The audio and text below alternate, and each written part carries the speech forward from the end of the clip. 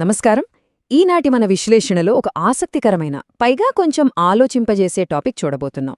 మనం ప్రతిరోజూ చాలా క్యాజువల్గా తినేసే, కానీ అత్యంత ప్రమాదకరంగా మారే టాప్ 7 అన్సేఫ్ ఫుడ్స్ ఏమిటో డీకోడ్ చేద్దాం. ఇవి మన కళ్ల ముందే, మన కిచెన్లోనే ఉంటాయి, కాని వాటి వెనుకున్న అసలు డేంజర్ ఎప్పుడూ బయటికి కనిపించదు. అయితే ఇక్కడొక పెద్ద డౌట్ రావచ్చు. ఈ ఫుడ్స్ డేంజర్ అని తెలిసినా సరే మనం వాటిని తినడం ఎందుకు ఆపలేకపోతున్నాం? ఈ అనాలిసిస్ ఎండ్ అయ్యేసరికి దీని వెనుక ఉన్న ఆ సైకలాజికల్ రీజన్ ఏంటో మనకి చాలా క్లియర్గా అర్థమవుతుంది. అప్పటివరకు ఈ విశ్లేషణను జాగ్రత్తగా ఫాలో అవ్వండి. మామూలుగా మనం వందల రకాల ఆహార పదార్థాలను తింటుంటాం కదా, కానీ ప్రపంచవ్యాప్తంగా చూసుకుంటే కేవలం మనకి ఈజీగా దొరుకుతాయి కదా అని తినే ఒక 7 రకాల ఫుడ్ కేటగిరీలు మాత్రం అత్యంత ప్రమాదకరమైనవి, అబ్సొల్యూట్లీ వర్స్ట్ అని చెప్పొచ్చు. అవేంటో ఇప్పుడు వరుసగా చూద్దాం. ముందుగా మొదటి కేటగిరీ లిక్విడ్ షుగర్, అలాగే ప్రోసెస్ చేసిన మాంసం. అంటే మనం రోజు తాగే డ్రింక్స్, తినే మీట్లో ఎలాంటి హిడెన్ డేంజర్స్ ఉన్నాయో చూద్దాం. మనం సరదాగా తాగే కూల్ డ్రింక్స్, ఎనర్జీ డ్రింక్స్ లేదా స్పోర్ట్స్ డ్రింక్స్ ఉన్నాయి కదా, నిజం చెప్పాలంటే అవి కేవలం లిక్విడ్ రూపంలో ఉన్న షుగర్ బాంబ్స్. ఇవి మన బాడీలోకి వెళ్లగానే గ్లూకోజ్ లెవెల్స్ అమాంతం షూటప్ అయిపోతాయి. దీనివల్ల డైరెక్ట్గా గుండె సమస్యలు, ఇంకా చెప్పాలంటే ఫర్టిలిటీ అంటే సంతానోత్పత్తి సమస్యలు కూడా వస్తాయి. సీరియస్గా ఇవి చాలా డేంజర్.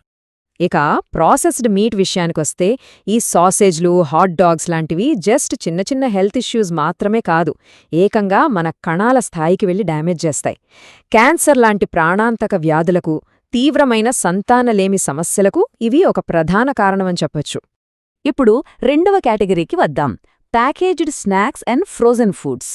మనం మోడర్న్ కిచెన్స్లో ఎప్పుడూ రెడీగా ఉండే ఈ చిరుతిండ్లు చేసే డ్యామేజ్ అంతా ఇంతా కాదు.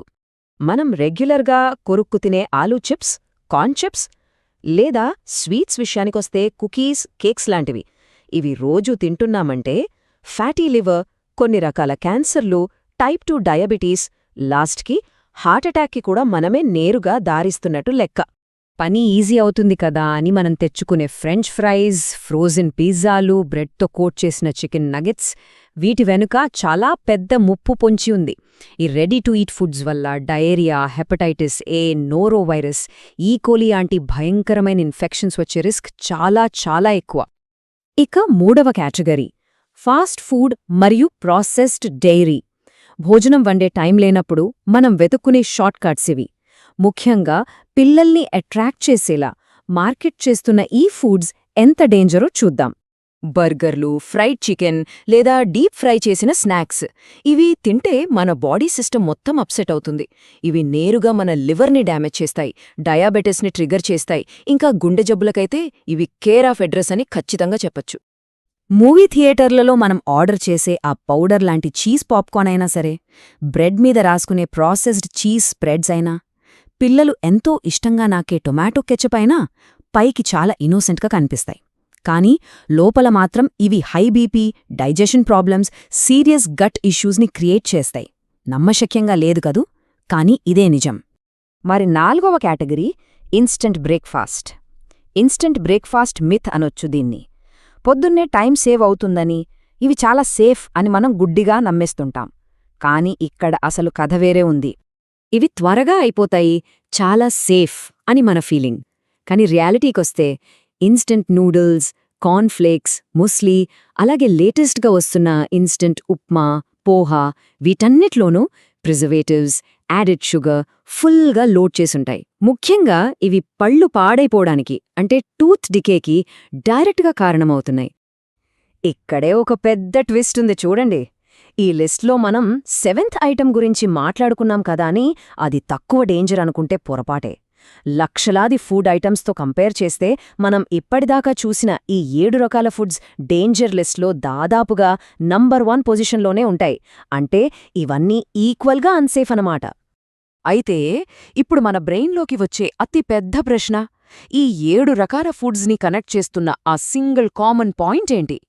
ఇన్ని ప్రాబ్లమ్స్ ఉన్నాయని తెలిసినా మనం రోజు వీటి చుట్టూ ఎందుకు తిరుగుతున్నాం? ఆ సీక్రెట్ ఏంటో ఇప్పుడు రివీల్ చేద్దాం.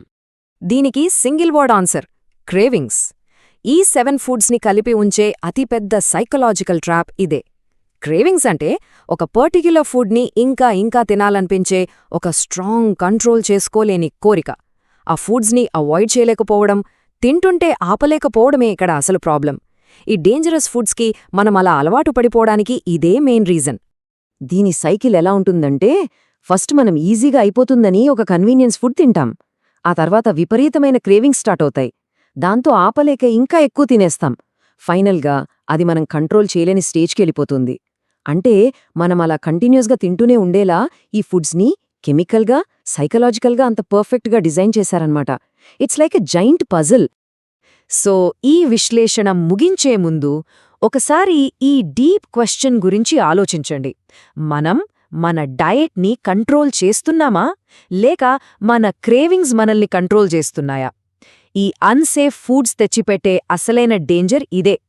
ఖచ్చితంగా మన రోజువారీ అలవాట్ల మీద మనం ఇంకొకసారి ఆలోచించుకోవాల్సిన టైం వచ్చేసింది, రైట్? మళ్ళీ ఇంకో ఆసక్తికరమైన అంశంతో కలుద్దాం.